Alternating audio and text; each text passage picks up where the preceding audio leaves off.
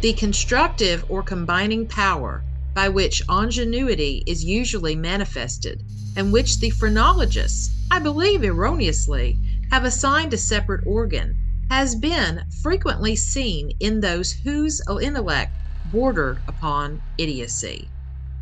Greetings, Poe fans. Welcome back to our one of our degree episodes. Jeannie, how Well, are yes, you? Carmen. Thank you. I'm Jeannie Smith. You're Carmen Bolden. Yes, yes, I And we decided to are be the. different.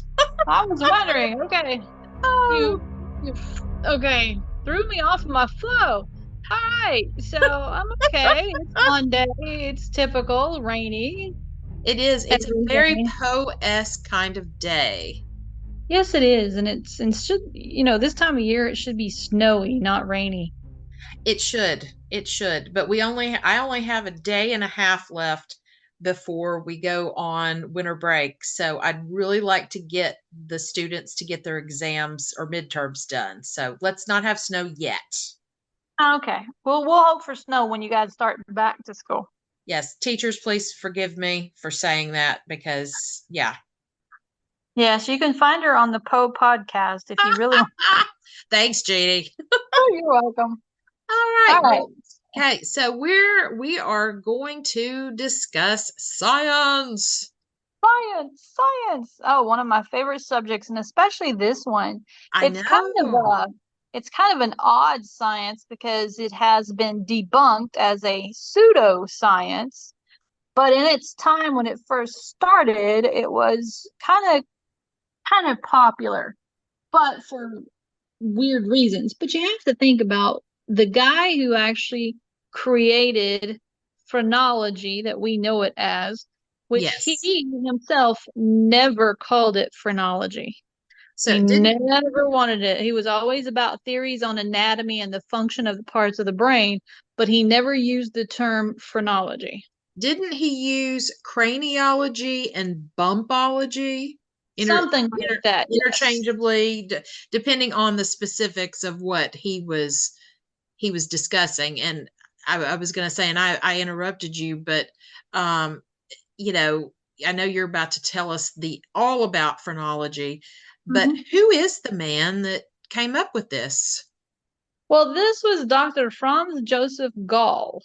He was a controversial figure in his own time, because medicine was in its infancy in certain areas. Mm-hmm. And so everything that anybody was coming up with, there was a lot of critique going on and Mm-hmm. controversy because people were like, no, you can't. It's all about religion. It's all about this or that or the other. Science was not considered kosher at that time. Right. And a lot of it had to deal because when he started talking about, well, I'm going to keep just calling it phrenology, whether he didn't or not. Oh, absolutely. It was starting in the days where you had science making a reform.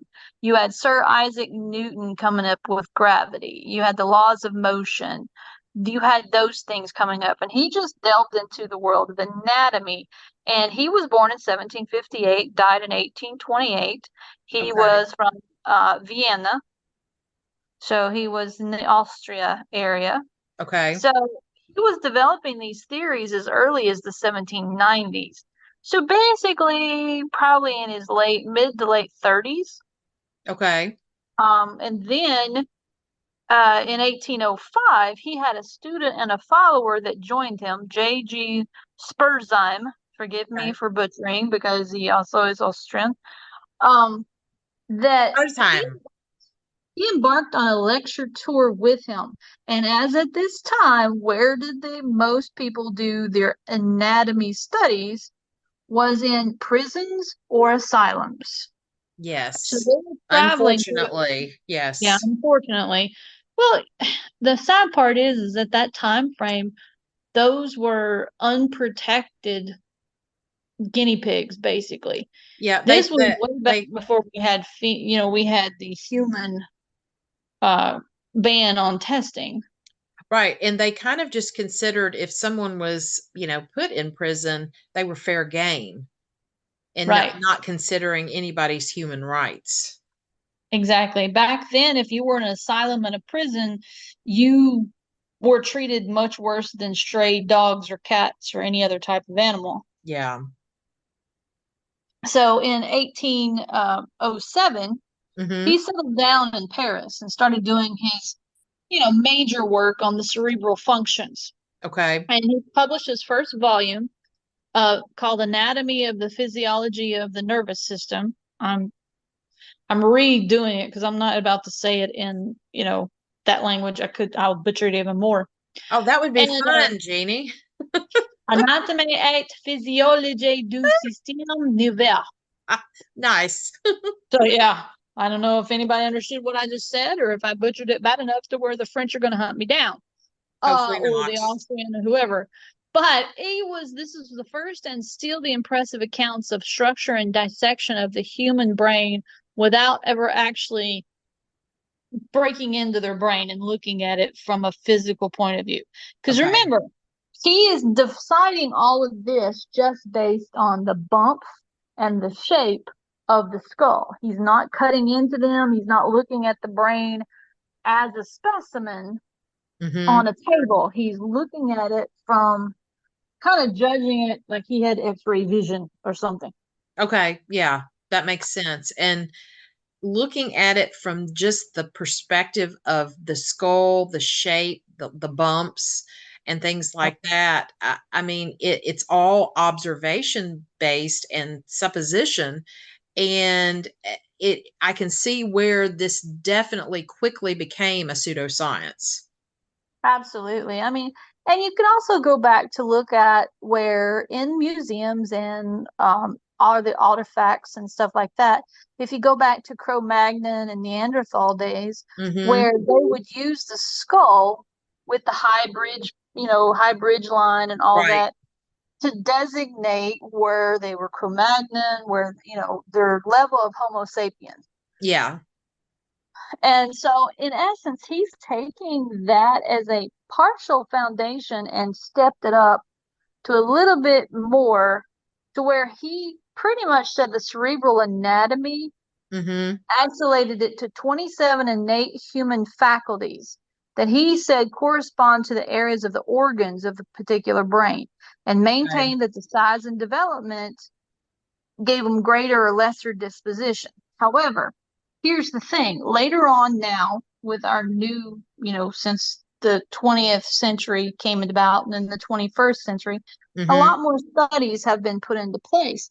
And they found that even in his earlier studies, he actually made mention towards the idea of aphasia, which many people are hearing it now because of Bruce Willis, Right. because Right. that's what he recently got diagnosed with. And aphasia is literally it's where I'm pretty sure it's the frontal part. I'm sorry if I got that wrong, but it's where everything he can't talk, he's losing his memory. Right. It's like a worse stage of dementia that it comes on quickly and it just wipes the person out. Yeah. And they've found from some of his studies early on that he actually pinpointed. Now, he was far off by any means of where it actually was and everything, but he actually gave a little bit of notification that that particular part of the brain did those things in Okay. his studies. He pinpointed that those, that area of the skull gave disposition for that particular thing. Okay. Some of his more faculties included like how the love of one's children, your covetousness, your pride, your sense of place, your talent, your purpose, memory of words, and center of a language is what the faculty that aphasia came from. Okay. Yes, and I was looking it up while you were discussing that, and it looks like you're spot on with exactly what you were saying. So, And so that's pretty much, and he's known, he hasn't been dedicated as the father of neuroscience, but he definitely laid the foundation of neuroscience. yeah. And the actual word phrenology is derived from two Greek root words. Phren, P-H-R-E-N, means mind, and logos, L-O-G-O-S, is the study or discourse. So Yeah. phrenology is the study or discourse of the mind. Yeah. And Gall himself, once more, never approved of the term of phrenology. He Mm-hmm. simply referred to it as organology. Yeah. And then Schladler, oh, probably butchered his name too, later simply called it the physiology of the brain. Mm-hmm. And that But really makes sense with it based on, the study and what they did. right, and the thing about it is most people didn't really do a lot of study of the brain. They usually used live people instead of cadavers because, back then, even though the microscope was around and they were talking about atoms and the nervous system, they still did not understand all the inner workings yet. Mm-hmm. So that's why they depended upon just the physicality. However, there is a bad side to phrenology, Yeah. unfortunately. Yes. With anything else, um, phrenology actually was used by certain groups for racism. We'll just lay it out there like that. And the Yes. biggest known one was the Nazis, Yeah. because they would be doing, and they're the ones that took experimentation to a whole level of hell, like all the way Yes. down to the ninth ring. So yes, they would use phrenology in their hmm, experiments, as we'll call them, Mm-hmm. and use them to basically wipe out a race. Right. And it is, it's a pseudoscience for a reason. And if you've ever seen any kind of the old movies or stuff, and you've seen some of the fortune tellers in those old movies, they'll use their hands and they'll put them on your head, and they'll feel your head and all that, and they'll literally read your skull like they're reading the palm of your hand. Yeah. So it was used in that also later on, and like I think the mid to late 1800s is when that started. Yeah. Oh, And to say all this, why we are talking about phrenology is that Poe became interested in this pseudoscience and used it in some of his works, his some of his short stories, as well as his criticisms. He first used it in 1836 in a criticism to on a book about phrenology. And I think was it Mary Miles, Jeanie? Was that the lady's name? yeah, sounds right. Mary Yeah. Miles. Yeah. And trying to find it in my notes. But and so he was criticizing her book and then decided to really he kind of, I guess, kind of read up on all of Dr. Gall's interpretations of the pseudoscience and everything and used part of it in some of his works. And we're going to talk about that in just a moment. But what was interesting in one of the articles that Jeannie and I found was that they suggested that Poe kind of diagnosed himself, Yes.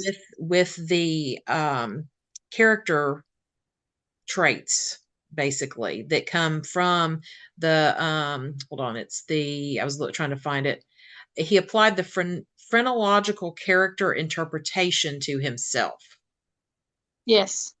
And I mean, in that day and age, because the United States was one of the countries that had adopted phrenology as a study, Mm-hmm. when Gall and his sidekick, rather than me trying to butcher his name again, his sidekick, when they started doing tours and speeches, kind of like lecture tours, Yeah. they would visit most of the countries in Europe, and then those doctors and stuff, they would come back into America. So it started spreading, and it became kind of a widespread idea Mm-hmm. of just, in my opinion, it was like not just neuroscience, but it also lended itself to the psychological.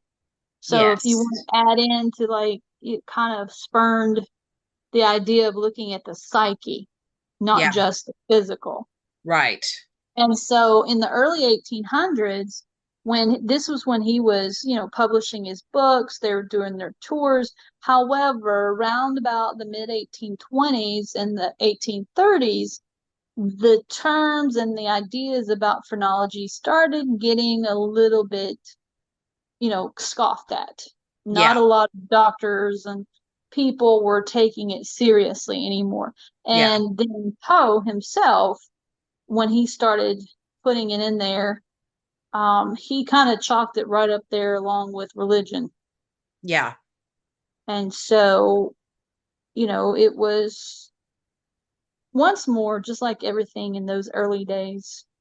A lot of things panned out, came out to be truth or led to different things, but most of the time it was people just like, are you crazy? Yeah. Where are you getting this stuff? It's like these tonic dealers that would go around to different towns and try to sell you the, cure all, and it just be a bottle of whiskey. Right. Yeah, Exactly. For lack of a better term, snake oil salesman and things like that. exactly. So he became kind of seen as a type of a snake oil salesman when it came to the idea of being able to feel someone's skull or look at the how high their forehead is or how far apart their eyes are or how their ears are shaped or how Or the long their bumps on the skull yeah and how long yeah. their skull is and all kinds of things when he didn't realize, and nobody did at that time, they did not realize that when a baby is born, they're born with 306 bones in their body. And the Hmm. majority of those bones are in their skull because a Yeah. baby's skull is still solidifying even Right. after born. Yeah. That's why they say don't lay the baby on the back of the head for a long time, make sure they're turning. And Yeah. it's kind of like when you're baking bread. If you make, put a hole in the middle of it, it's not going to rise very much. You're right. And and baby skulls, they found out that because the back of the skull was the last part to actually fuse the bone, that if you let them lay there too much, they would develop these craters or these uh, dips in their Yeah. skulls. So, once Exactly. more, he was studying the idea of the placement of the bumps and everything, but he was way off on what they were dictating. Right. I think he only actually, the two things he even got close to being correct was about the memory and the language. And that was only because he got it in the right area of the brain. That was it. Yeah. Everything Yeah. else was like, dude, you're off your rocker, you know. Oh, I know. And with Poe kind of like applying this character interpretation to himself, Mm-hmm. there's a quote from this article. His forehead is extremely broad, displaying prominently with the organs of ideality, causality, form, constructiveness, and comparison, with small eventuality and individuality. And so I thought that was really interesting. And even Poe himself did not carry phrenology to the excess of, up until he died. In about 1845, he kind of stopped using phrenology in any of his characters or his stories to describe some of them. And what's also interesting, one thing I read is that ideality is the first one that this article talks about, with that it is represents the perfect characteristic of a poet, orator, or artist. And so Poe began, instead of using ideality, he changed the name to imagination, Yeah. which really makes sense. Yeah. I mean, imagination comes from the light bulb moment of an idea. Yeah, yeah, So it fit perfectly with ideality. Um, and well, another thing is that it wasn't really called phrenology, but I still remember when I was younger and in school and back in the uh-huh, 70s and 80s, yeah, how, boys and girls were being, I don't want to really say set apart, but in yeah, essence it was. not, not specifically, but there was always the terms coming out of like, if you have a large forehead, you're smart. Yeah. Or you've Yes. got a big brain and that makes you, that kind of thing. So it didn't dawn on me till later on in the years that, wait a minute, they're using kind of the ideology of phrenology by the shape of the skull, how big your skull is, as how large your brain is, meaning how smart you are. Right. Yes. So You're yeah, exactly right. Yeah. so it's still being miscatered to a Hmm. lot over the years, but thankfully with the development of a lot of the neuroscience that we have with DNA testing, with being able to look at things from a atom level, DNA and all that Right. wonderful. And they're still developing ideas about the brain. Hmm. I have seen a few things say where they've always talked about how scientists have only mapped out 10% of the brain so far. Yeah. Yeah. In actuality, that's, true but not true. It's like where we use you hear the idea of you're only using 10% of your brain. Right. Well, the doctors have found that yes, we are using a lot more uh, parts of our brain, but they just haven't figured out what they specifically adhere to. What do Right. they go with? Or are they something separate? Or, is something more developed in this area, meaning you can do this better than somebody else? So it's still developing even today. Right. But And I was going to say, because when you think about all the organs in your body, the brain is probably the most mysterious organ we have, because it's harder to study because of how in depth it is. I'm looking for another word and I just can't think of it off the top of my head. But there's mm, so many parts to it. And after someone dies, you can't study the brain. I mean, you can pick it apart and see like how large different areas of the brain are when you separate all the different sections, but you can't study it after someone's died. And yeah, so it that, just, yeah, that's part of the problem yeah, is that it's the only muscle or organ in our body that scientists can't truly study and know everything about it because they can't do experiments on humans. right, exactly. And they do set up gorillas and stuff and try to do some of this testing with them, but once again, there's a closeness, but it's still not as Exact. diverse Yeah, and dense as a human brain. yeah.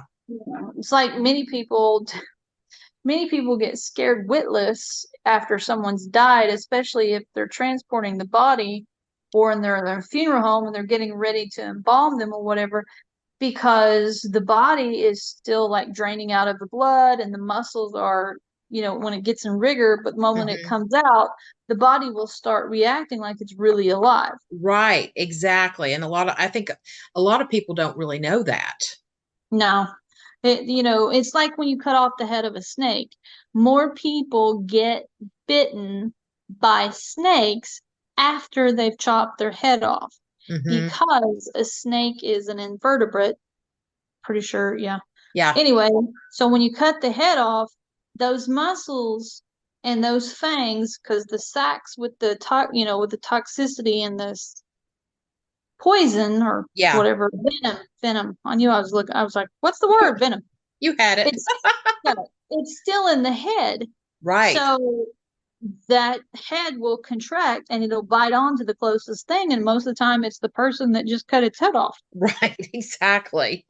We heard the It's old not cliche. funny, it's just sounds, yeah, Yeah, it sounds freaky because you're like, yeah, what? Yeah. So you're not.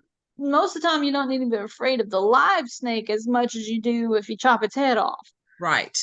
It's like the old cliche, if you cut the head off the snake, the body will die. Yes, the Yeah. body dies, but I guarantee you that head will still come for you Yeah. at least 1 or 2 minutes afterwards because the muscles will still stay constricting. Exactly. And I'm very happy that Poe did not write a story about a snake. Me too. I wonder why not. You ever think about that? He had quite a plethora of animals in his stories, but I don't, snake wasn't really one of them. Yeah, and but back Didn't during have that time spiders either, frame, thank God. yeah, really snakes and spiders, we're going to throw in the shark. Hmm. Those animals were not as predominant as scary during that time frame. That kind of came, I think, more in the 20th century. And I know we're digressing from what we're talking Yeah. about, but just had to throw that out there. Well, and also, you have to see that Poe spent a lot of his times in the city, and Yes. very rare you find, I mean, you find a few spiders, but not many of the deadly ones around a large group. Right. And snakes are the same thing because Yeah. they hide. But we digress. And so it is odd in one way that Poe actually jumped on the bandwagon of phrenology and put it in some of his stories and even identified himself in certain areas. But at the same time, not really, because he was pretty much, I think, a proponent of Charles Darwin and his study of the species, Mm-hmm. natural selection, and those kinds of things. So it's not really that far fetched that he would include a type of neuroscience in his work. Right. And it Absolutely. fit And very Poe, well with his imagination. yeah, and Poe was heavily interested in science, so it does make sense. It's very evident from all of his works that he was keeping in the forefront of everything that was going on within all the worlds of the genres, I guess you could say, of literature, of science, of all the things that he was writing about. He very much was read. I'm trying to think of the right thing to say. He definitely kept up with everything to the minute detail, to where he knew everything that was going on. Yeah, he stayed very involved in the society and everything Yes. that was making up the society, the trends, the ideas. And we've talked about how he, really did not like transcendentalists. Right. Yeah. And So I could it's see not how he would surprising. maybe use phrenology against the transcendentalists. I have not read all of his critiques to definitely say if he did or not. Right. But I could see where that could go in that direction. Oh, I can definitely see him using phrenology against them. Yeah, and I just found the book I was talking about that he critiqued in that he first referenced phrenology was in March of 1836 in a review that he did on Mary Miles' Phrenology and the Moral Influence of Phrenology, arranged for general study and the purposes of education. So he did. That's where his first reference of the pseudoscience was talked about. Yep, and that makes perfect sense because the 1830s was the time of the Reformation, where you had the Mhm. Second Great Awakening happening, you had the Enlightenment period, and you had the Reformation period starting, where they were looking at changing prisons, Mhm. schools, you know, all kinds of things, science, everything was coming into play, and they were trying to figure out, wait a minute, this should not be this way. Dorothea Dix was a very big name during the Reformation period, which I'm kind of surprised that Poe actually never talked about her. But I Yeah. guess she didn't really fit with what he was needing at the time. He probably knew about her because she was the one that was doing all the reports saying how the jails and prisons and everything needed to be changed. Because remember, at that time, not only were they putting men and women in the same jails together, they were putting children in jail. They were charging Yeah. children for adult crimes and giving Mm-hmm. them sentences of adult crimes. So it was um, it was a very rough period of time. So Yeah. phrenology is, I'm not shocked that it was a proponent at that time to try to identify why people did some things they did. Why are Yeah. prisoners in prison? Does it have something to do with, like, oh, do they all have kind of like the same skull shape? Is a particular point of their skull? Is there a bump that is like Yeah. shared by all of them? Well, and I can remember from my teenage years doing just some research on my own of not phrenology, but just some of the things about serial killers, where the people who were studying them, even though that term did not come about until later, till the, what was it, Jeannie, the 70s, is that right? Well, it was Robert Ressler. Yeah, I think it Yeah, was his 60s or 70s when he coined the yeah. term serial killer. Yeah. And so, but multiple killings or whatever. Mass And murder. yeah, and that, people, psychologists and things would study people, and it's like, is it a certain type of, their eyes are too close to each other, they're too far apart. Yeah, I remember reading some things about that kind of thing. And when you think about what phrenology is, it kind of ties into that.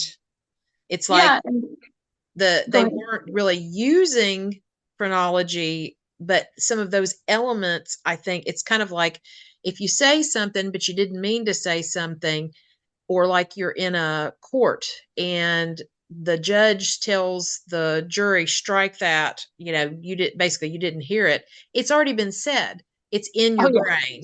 And it's kind of one of those ideologies that stick with, scientists, psychologists, medical doctors, that those types of ideas still stick with what you're studying, even though it's not conscious. It's almost like the unconscious that it comes Right. out.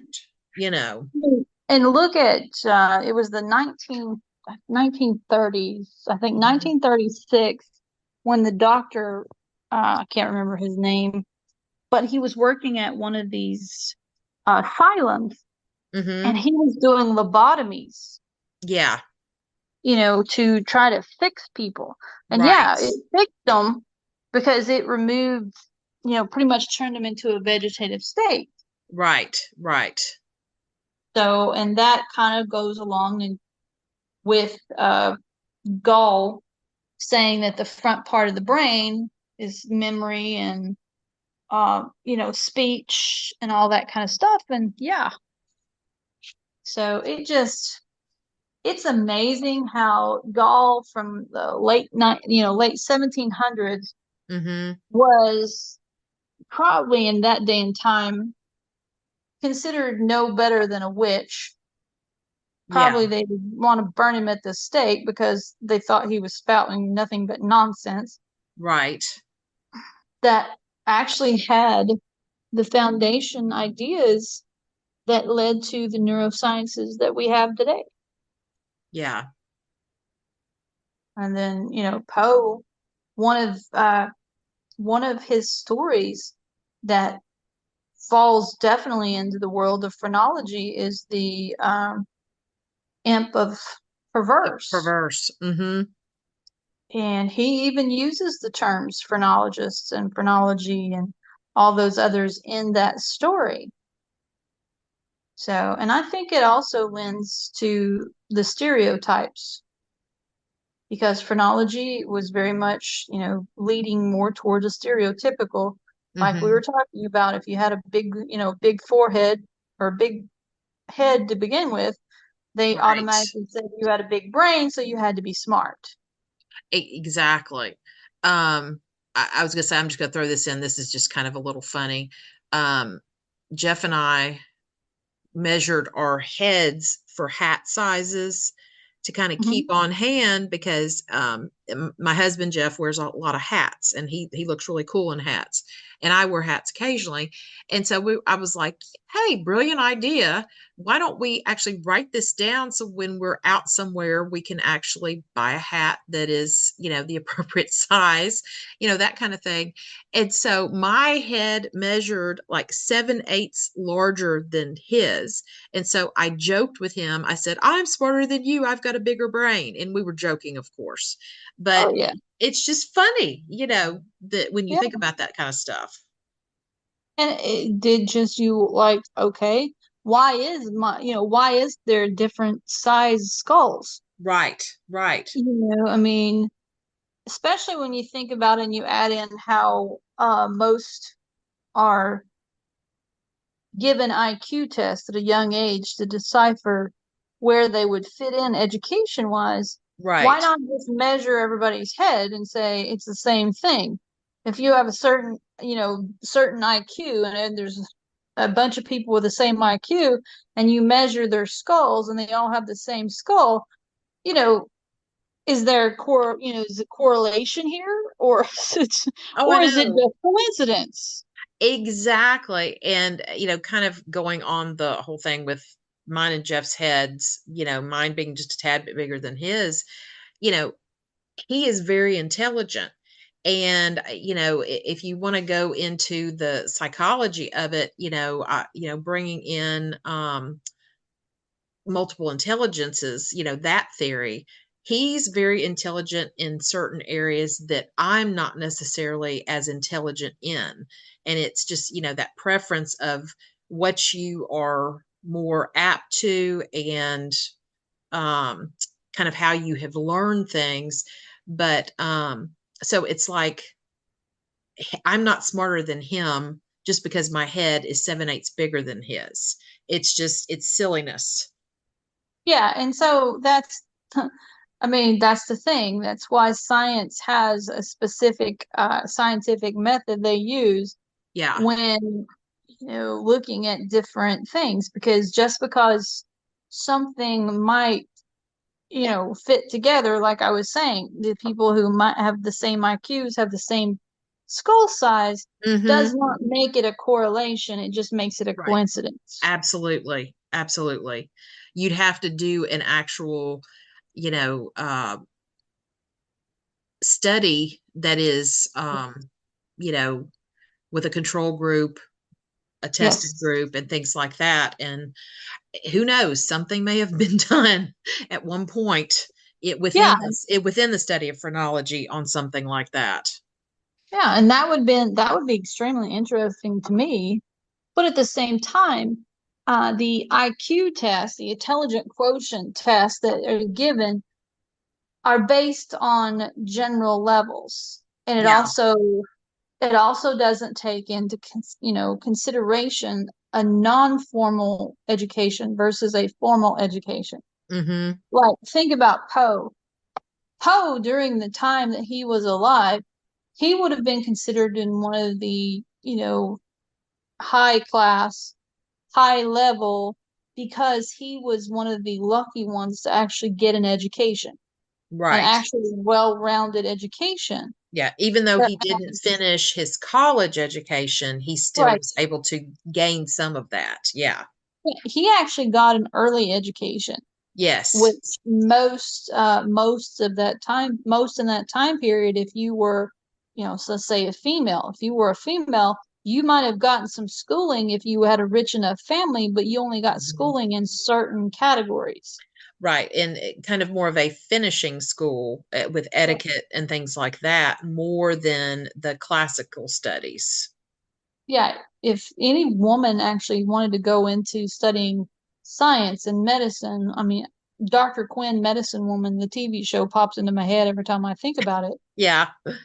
Uh, there was actually a school, a college created just for all women because you couldn't find another school that was around, a college that would actually give them an education that didn't include home ec Yeah. or wasn't just something about how to, raise their children, how to Hmm. keep a home. So it just, even though phrenology is a pseudoscience, because once more, like I said, it was a coincidence rather than a correlation, Mm-hmm. it did lay groundwork for, future scientists to start looking at things in a different way. Absolutely. And I think it's kind of ironic that actually in Poe's work, The Imp of the Perverse, Mm-hmm. he doesn't lay any kind of credit down to Gall, but he does actually say he used those spurzymates. Good Lord, I'm sorry, people, if I'm the spurzymates, who are the followers of Spurzum, who was Gall's sidekick, Yeah. and actually popularized the word phrenology. Because remember, Yes. Gall did not stand phrenology, but Exactly. Yeah. But Spurzum, it sounds so much better than bumpology. it does. It's like, well, kind of bumpology, really. Yeah. Well, And then do you take into consideration people that had falls when they were younger that changed a skull? If you have any right. kind of skull fracture, or A like the kids I was concussion. telling you, if Yeah. you laid a kid on its back of its head for a long period of time, they ended up with a flat space. Right. Right. What did that indicate? Well, Criminal activity in their future. well, and then another story that Poe did talk about phrenology in, because it referenced phrenology and mesmerism, being sciences that were prevalent during the time frame of this story, and he kind of uses it more in a satirical way, but because they talk about it's Some Words with a Mummy is the story. Sorry, Jeannie, I had to bring it up, but Poe uses the satire with it because the mummy basically says, "Oh, those sciences have been around since my time," kind of thing, and so he doesn't just use it as pure science, he does use it with some satire as well. Well, and if you actually look at it, satire about the Egyptians and how they would preserve and mummify the body, they Mm-hmm. treated the brain as nothing more than just, they'd stick a stick up somebody's nose and jerk it out and put it in a jar, Right, exactly. because they didn't see it as anything. They just, they thought that the heart was the soul of the body. Exactly. But all of the organs had to be included with the body to be able to go to the afterlife. Which I thought was ironic. I mean, if all the organs are going to be with you in the afterlife, why are you pulling them out of the body and sticking them in a jug? I know. It that Just would leave that them would be dead. an interesting thing to go back in time and ask the Egyptians. And it just goes to show you that when the development of any of the sciences, any of the history that was put into play, it all was just uh, hit and miss. Yeah. It was a touch and go. It was like, oh, that worked, that didn't work. Oh, what is this? I don't know, but let's do it anyway. Oh, You yeah. know, And I mean, I still believe some of that goes on, but there's more calculated testing now, with the advancements of science that we have today. right. I mean, think about it. Even DNA testing is not foolproof. When Hmm. they do DNA testing, when they're trying to prove somebody or looking at it from a different way, in a criminal court case, there are 14 different DNA tests that the DNA is put through. And Right. it has to meet the qualifications of, I think, five of them, three or five of them have Hmm. to match at a high level number before they'll say that, yes, this DNA belongs to this person. Yeah. And the reason for that is because DNA in itself has flaws. Yeah. Like with twins, if you were born, but the twin that was supposed to be in the same amniotic sac as you happened not to develop, then that fetus, that embryo, actually absorbed the other embryo and the fetus Hmm. into their body, and that's why they're called chimera in Yeah. today's, because they have two sets of DNA. Right. And there is documented cases on file with criminal records of where, you have beyond a reasonable doubt a person that did the crime, but the DNA that was found at the scene did not match them. Because You of know, that very reason. Yeah. exactly. So, It's fascinating. yeah, so science, and this leads me into the point of science itself, whether you're talking about the bumps on a head or, the fingerprints on a person's body, not everything is 100%. Yeah, Every absolutely. person is different. It's like nowadays, the criminal world is starting to use ear prints, taking your ear instead of your fingerprint, Right. because Yes, I've they heard about found this. that no two people on earth have the same ear Hmm. shape or distinction or whatever. Yeah. Whereas there is actually a city, it's either a city or a village or something in the European countryside. I don't remember where exactly. Hmm.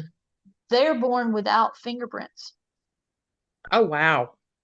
So they don't have fingerprints. So they can't do the fingerprint and the Yeah, passport and all that kind of stuff because, oh, look, you don't have any fingerprints. So how are you going to find them? So, but, that's you that's know, crazy. Well, some others of Poe's stories that he uses phrenology in, one being Murders in the Rue Morgue. And mhm. Poe talks about basically characteristics of a successful police officer that can basically catch criminals and things like that. They have to be able to have not just an analytical brain, they have to have that imaginative brain or ideality, which would be the phrenological term. And Yep, so it's like that right brain, left brain. You cannot just use analysis because it's based on the facts and what you have in front of you. And so, like Dupine has both. He sees those facts, but he looks at everything else around him to figure out who or what, depending on what the crime is, who did it or where the item is and things like that, kind of alluding to the purloined letter. And yep. so I think that's very interesting that that Poe described this. And when you think about many of the detectives that have been, I don't want to say copied, but things Created. borrowed, yeah, borrowed from Poe, with Holmes, Perot, and so on and so forth, Mhm. they all tend to have both of those phrenological characteristics, the ideality and the, I think the other one was called constructivism or constructiveness. I think, is that right, Jeannie? Yeah, constructiveness. Yeah, it's the both of those. Yeah, and it makes perfect sense. Mhm. It Be- does. And, later on in many of the behavioralists that we have that came about in the 20th century and even now into the 21st century, the behavioralists are the detectives that not just look at the physical, but they're actually looking at the behaviors of how people Mhm. acted, how they responded, and they're using that based on a commonality of human behavior. Yeah, absolutely. I mean, it's a mentality where can be traced back to the phrenology of the ideality and the constructiveness. Right. How would a person act? There's been sayings of where the majority of the females that are killers, they kill by poison. Mhm. They don't do it with any kind of violence. It's more of a silent and deadly attack. Right. Exactly. So, yeah, phrenology, which the pseudoscience and even Gall's like, no, it's not that. It's the anatomy of the nerve, the system of the brain is what it's called. Yeah. He started it basically as a child that plays with Play-Doh. that's Hmm. putting Legos together and don't know what the shape's going to turn out to be or what they're creating or what they're making, but they Right. just know it's got something and they've got Play-Doh in their hand and they can mush it and they can make different things out of it.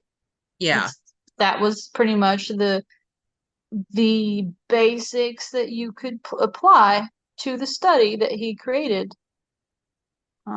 By saying a bump on the head is like, oh, that means they're going to be really good with their children. Yeah. Really? Okay. And not only that, but you have to remember he also had a separate between male and female too. Yeah. It wasn't just, the female was all about how they would love a child and everything, and then the male was regulated to how they would treat other people, how good they were in business, that kind of thing. Hmm. So it, it Yeah. was it was it was not even a 50-50. I would say it was more of a 25% of everything he thought Yeah. had some idea to where it might fit into true science. Whereas Yeah. the other 75% was the time that he was alive and what was going on in society, and the ups and downs, the way society was being normalized and that kind of thing. And they were just pulling it from that. I agree. And, something I just thought about with kind of this is going back to the detectives train of thought with, right brain, left brain, thinking about research, good research that, like for dissertations and things, you have quantitative, which everybody has to do quantitative. But Right. to have an exceptional dissertation, you have to add that qualitative piece.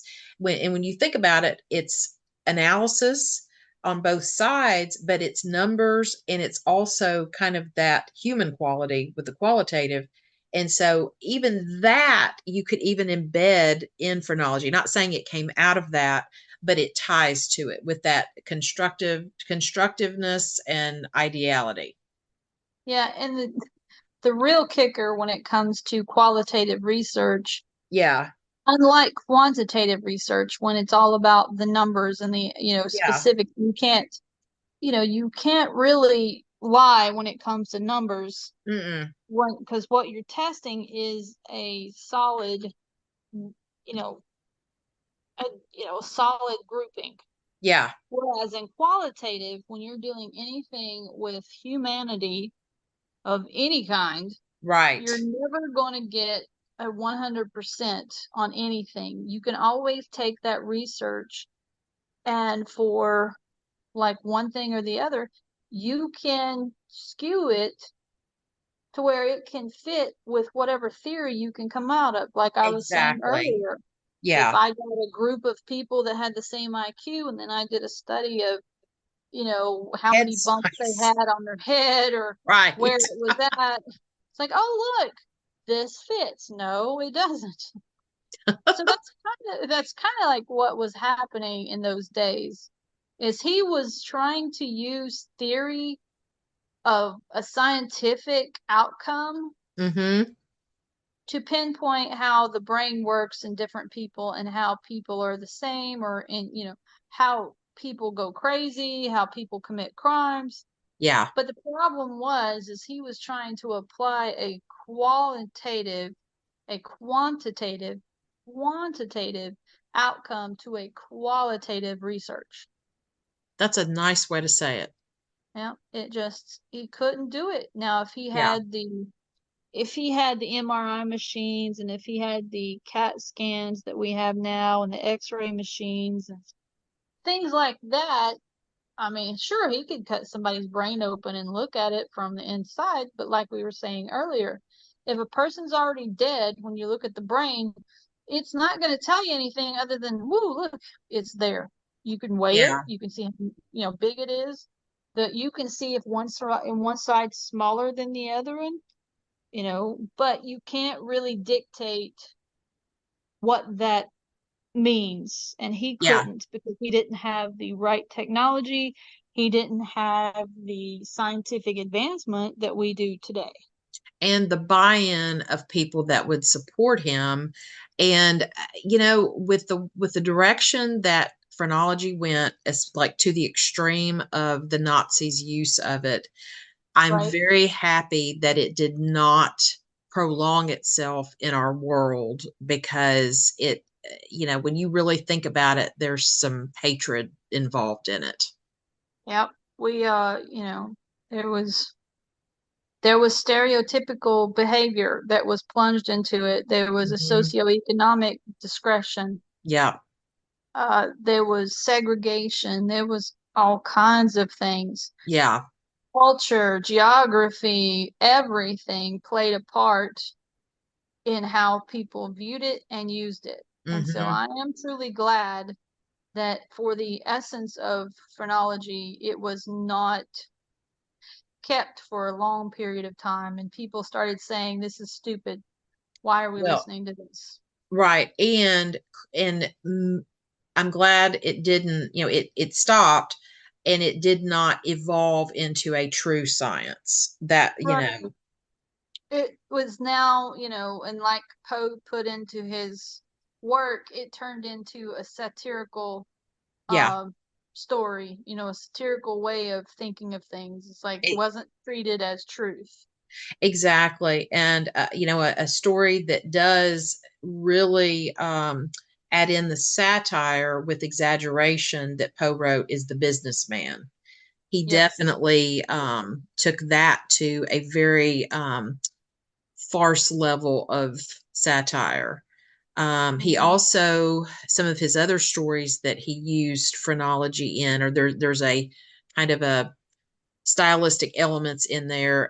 Diddling, considered as one of the exact sciences. That term always cracks me up. Yeah, Um, diddling. the Don't be colloquy, diddling. do what? I said, don't be diddling. Yeah, Oh, exactly.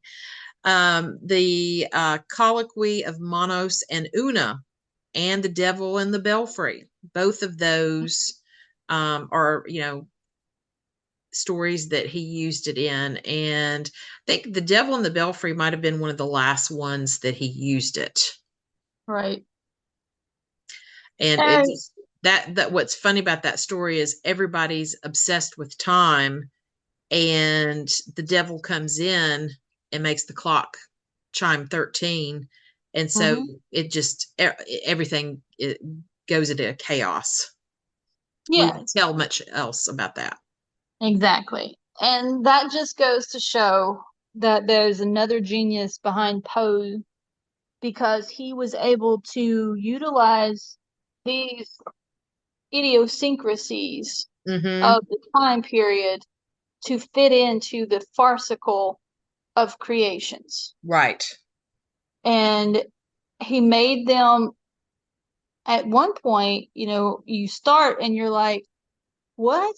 He can't be saying what he is. But then all of a sudden he smacks you upside the head going, put, psych, Yes. just kidding. If you actually believe this, you're a moron kind of thing. Yeah. Because And it's just satire that he's coming at you with. oh yeah, and all of those stories just that I just mentioned, definitely have that, style of satire. But two other stories that he used it in, which I guess you could definitely say is more poetic, or filled with art, is Ligeia and the Fall of the House of Usher. Because when you think about the descriptions he uses to describe Ligeia and Roderick Usher, both of them, the way he talks about her eyes, they're bigger than life. And I can't remember, I can't quote the story, but that the phrenology piece comes out in that. And I think she had a larger forehead as well. And then Roderick Usher talking about his, head, his, um, forehead and things like that. And so Right. he could use it. And again, Poe, as the genius writer, with all the different genres he wrote, he could not only take a pseudoscience and include it in satire and make it work, beautifully, as well as taking two horror stories and adding artistic license, I guess, if you will, to the descriptions of characters that if you read both of those stories, you're not going to forget them. Right. Yes, he was well versed. You could tell his intelligence with how he could cater what he knew and the trending of the time and Hmm. use society to make his works stand out above all the rest. Yes, absolutely. It's just like in the imp of the Perverse. perverse. Thank you. Yeah. I started to say universe, and I'm like, wait a minute, that's not right. He actually puts the phrenology in the same, same section as a deity, as if Yeah. God, is like in the matter from the story. It says in the matter of phrenology, for example, we first determined naturally enough that it was the design of the deity that man should eat. We then assigned to man an organ of alimentiveness, Hmm. yeah, that word. And this organ is to the scourge with which the deity compels man willy-nilly into eating. So he's kind of tying it in together, saying that, okay, well, first of all, we're saying that there's a deity that created this, created the bumpology or whatever you want to call it, just so we can know how to eat and where to eat and when to eat. Yeah. It's like he's taking a shot saying, well, I'm not sure that, both of those kind of work together. Yeah. I agree. Because, we've always talked about how he includes a religious aspect in almost every single work that he does. Yes. And he doesn't really come out and bash religion as a whole. He just brings it to the forefront to say, yeah, I hope that there is a higher power that I'll be able to visit and see those on the other side, that there's an eternal place that I can go because I've been tormented in the real world. But at Hmm. the same time, he's like, I still have doubts. Yeah. Well, and something that you say a lot, and it's so true, Poe leaves the interpretation to the reader in many of his stories. And that's why when we have our Poe Unplugged group, it's so awesome to hear everyone's version of what they get out of the story, because I have learned so much from other people in our group about, oh, I didn't think about that. I didn't think about that perspective. And it adds so much to rereading the stories, because post stories is something I can reread. I will reread for the rest of my life. Oh yeah. And like we also discussed when we were in our Poe and Plug grouping, that the way we read it once, like when I was younger, I read one story. Mhm. I saw The Raven, and then I, read The Raven, read Annabelle Lee, Telltale Heart, Fall of House of Ushers, and Mhm. how at that young of an age, when I read it again 15 years later, the perspective had changed because my life experiences had changed. Absolutely. Yes. And so that's why Poe's work to me is a kaleidoscope of learning. Yes. Because if you read a particular thing in a particular time period of your life, whether and what emotional level that you're on is a big indicator too. Mhm. You will always get something different. It may be minute, but there will always be something different that you will interpret from that work. Absolutely. And it doesn't matter the size of your head or skull. No, or how many bumps you had. Thank That's God, right. because Yes. if you were accident prone like I was when I was younger and, fractured my skull twice, I have more bumps than probably normal that I Oh, came out with. well, on So, that note, Jeannie, do you have anything else you want to say about phrenology? nope, I think we have covered it, and we've covered the existence and how we are still using basic ideas from it today. Elements, So, yeah. I yeah. agree. It's fascinating, but glad it's in Pandora's box as a whole. Yes, I don't want anybody to use my skull as a fortune teller of my, Mm-mm. my world and my intelligence, because some days I feel like I'm smarter and some days I'm not. And it has nothing to do with how many bumps are on my head. That's right. That's right. Well, So, and we did mention Poe Unplugged, and this is just mhm, a nice reminder to everybody.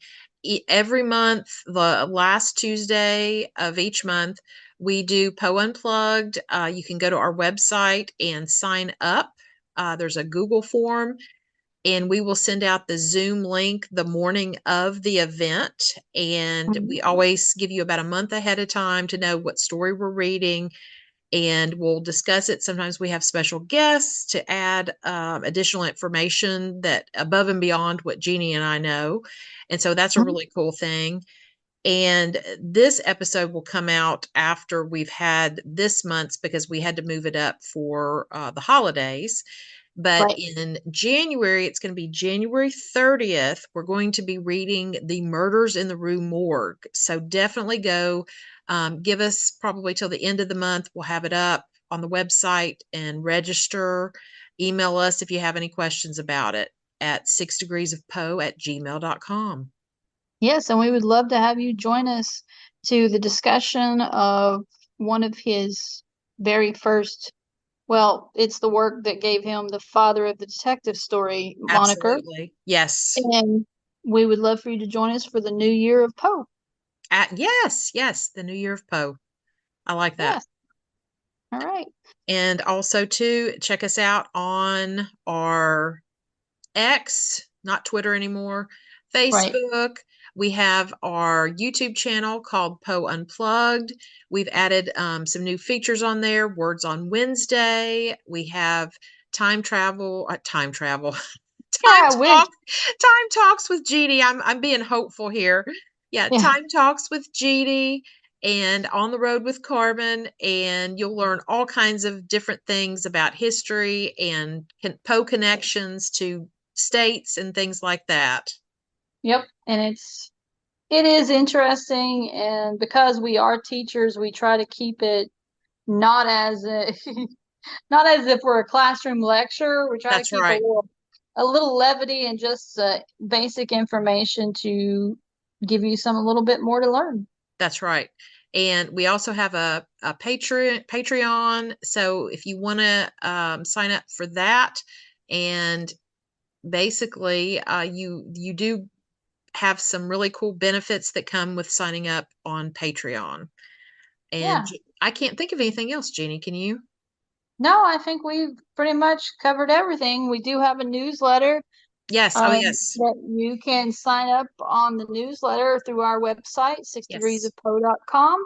And once a month, we will send out all cool information. We have our Gothic guests that we put on there for their little Mhm. bio that you can find on Poe and Plug or on our pod, our, our Podify, our Podify, our podcast Our platform. podcast. Yes. Yeah, podcast where they're called Poe discussions.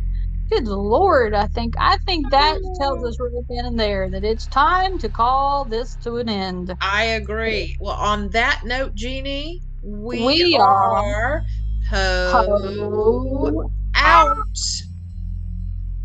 In the consideration of the faculties and impulses of the prima mobilia of the human soul, the phrenologists have failed to make room for a propensity which, although obviously existing as a radical, primitive, irreducible sentiment, has been equally overlooked by all the moralists who have preceded them.